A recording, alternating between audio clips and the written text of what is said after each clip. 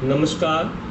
मैं संजीव कुमार वर्मा, सह आचार्य भूगोल, एसपीसी गवर्नमेंट कॉलेज अजमेर से आपसे मुखातिब हूँ। आयुक्तालय के जारी निर्देशानुसार जुलाई माह के सिलेबस के अंतर्गत आज हम बीए पार्ट थर्ड के प्रथम भाग में चाइना के बारे में पढ़ेंगे। चाइना के अपवाह तंत्र के बारे में चर्चा करेंगे। चीन में उच्चावचीय विविधता के कारण नदियों का विस्तार अधिक है। इसी कारण चीन को नदी बहुल देश कहा जाता है। चीन के आर्थिक विकास में नदियाँ अत्यधिक उपयोगी और महत्वपूर्ण है। चीन के विशाल भूभाग पर 3 वृहद नदियाँ प्रवाहित होती हैं, जो कि चीन को 3 भागों में बांटती हैं, जैसे उत्तरी चीन, मध्य चीन और दक्षिणी चीन।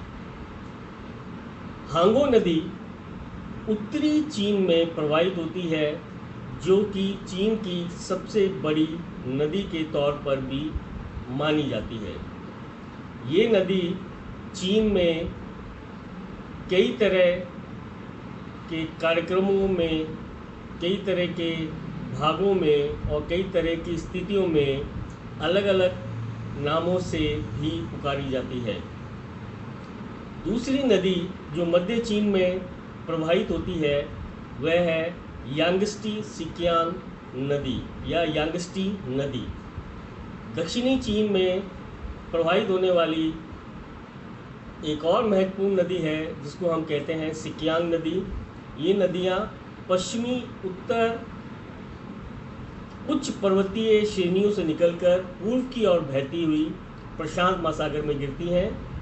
हम अब पहली जो नदी है, सबसे बड़ी जो नदी है चाइना की, उसके बारे में आपको चर्चा में लाते हैं। पहली नदी जो है वो है हांगो नदी। हांगो नदी चीन के उत्तरी भाग में प्रवाहित होती है। ये चीन की सबसे विशाल व महत्वपूर्ण नदी है, जिसकी लंबाई 4,845 किलोमीटर है।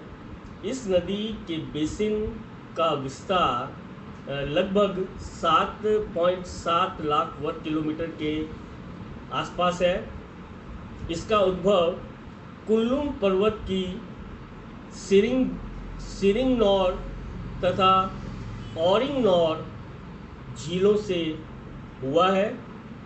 यहाँ से निकलकर ये नदी शैनशी, शांशी, होपे आदि प्रांतों में होती हुई चीला की खाड़ी, जिसको हम दूसरी भाषा में अगर समझें तो इसे पीत सागर में कहते हैं, उसमें जाकर गिरती है। ये लोएस के पठार से बहते हुए इस पठार में मिलने वाली पीली मिट्टी को अपने साथ भाकर लाती है, जिसके कारण इसे येलो रिवर या पीत नदी भी कहा जाता है। धारा परिवर्तन तथा बाढ़ की तीव्रता के कारण इसे चीन का शोक, ये सौरो ऑफ चीन भी कहा जाता है।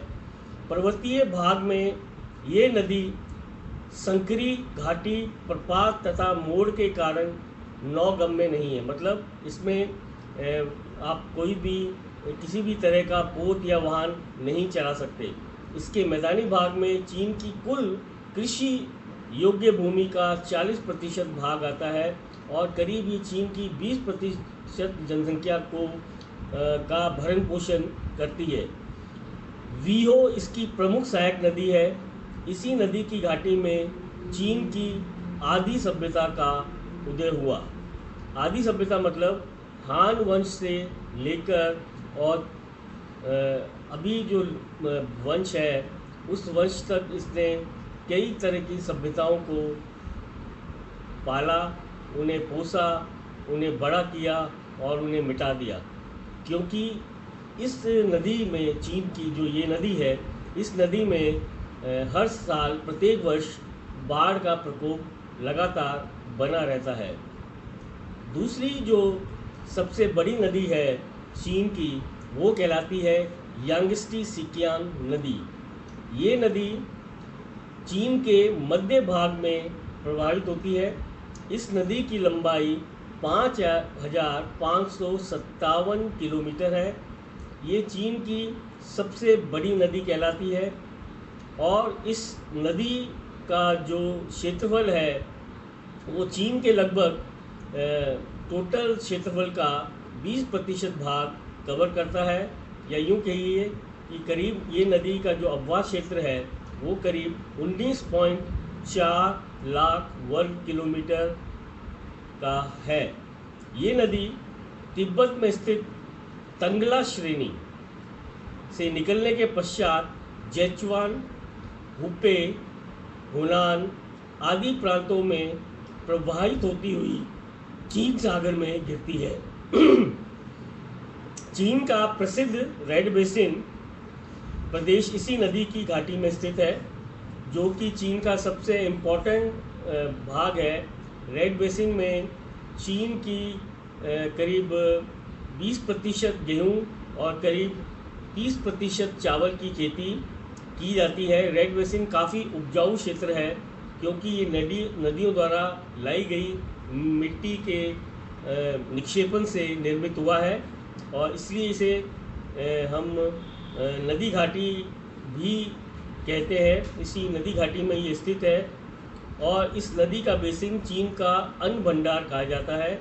ये नदी कृषि के साथ साथ परिवहन की दृष्टि से भी उपयोगी है, जबकि हमने यहाँ पहले देखा था कि जो हांगो नदी है वो नौवहन नदी नहीं है, लेकिन ये नदी चीन की परिवहन की दृष्टि से काफ़ी उपयोगी है।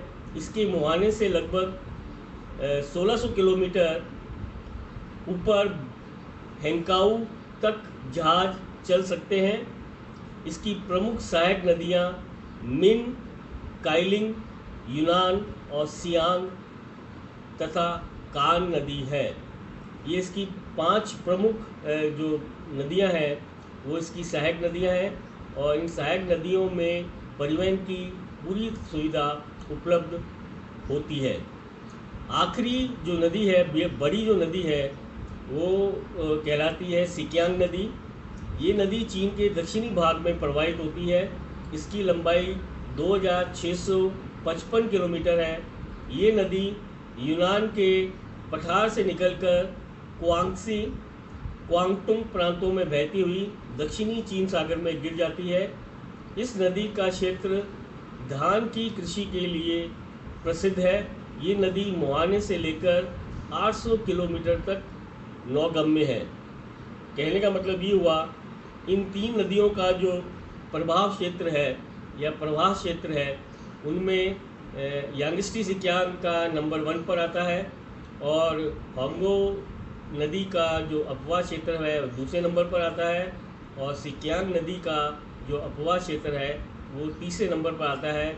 और इनमें से जो आपकी यांगस्टी सिकियांग और सिकियांग नदियां हैं दोनों नौवहन या परिवहन की सुविधा के लिए अच्छी हैं, जबकि हांगो रिवर नदी घाटी में मोड़ के कारण, जलप्रपात बनाने के कारण परिवहन के साधनों के लिए या नौगमन के लिए बिल्कुल भी उपयोगी नहीं है।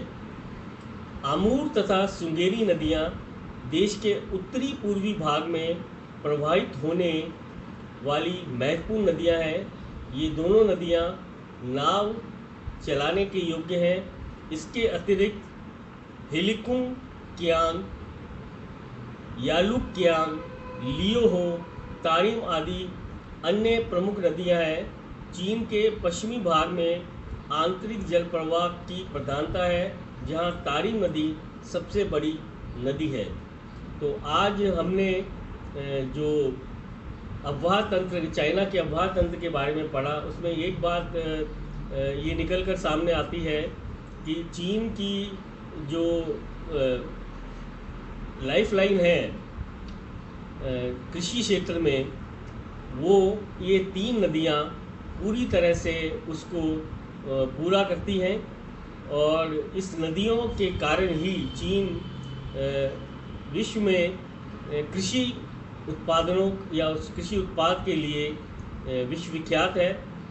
खासकर चीन में गेहूं और चावल काफ़ी मात्रा में पैदा किया जाता है, जो कि चीन की ज़रूरतों को पूरा करने के साथ साथ ही विश्व की अन्य देशों में इसकी मांग रहती है और यहाँ से चीन से इन उत्पादों को निर्यात किया जाता है।